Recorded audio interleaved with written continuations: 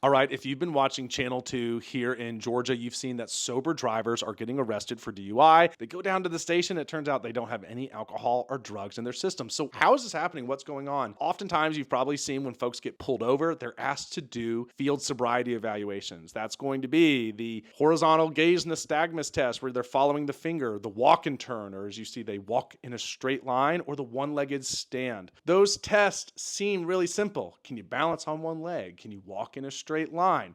It has nothing to do with that. What those tests do is they introduce a bunch of instructions that you have to follow. And if you mess them up, they're considered clues. And if you get enough clues, they've been told that that scientifically means that you're intoxicated. The problem with those is that these instructions are often given rapidly on the side of the road next to traffic and God knows what weather conditions. And quite frankly, they're not really scientifically based at all. They will argue that they are. They'll argue that it's been studied, but sober people fail them. So what does that mean? That means we come to only a few conclusions. Either the officers giving the test are lying and that the people really aren't failing, that these are subjective questions and that the officers are inclined to say people are intoxicated no matter what. Definitely happens, by the way.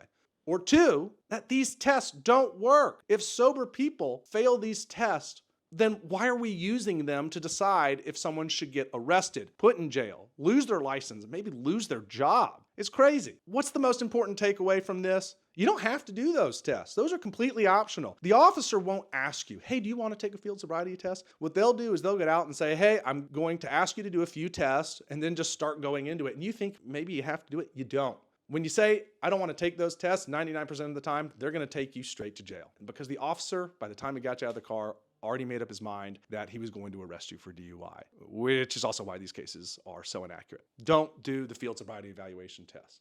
Don't do them. Full stop.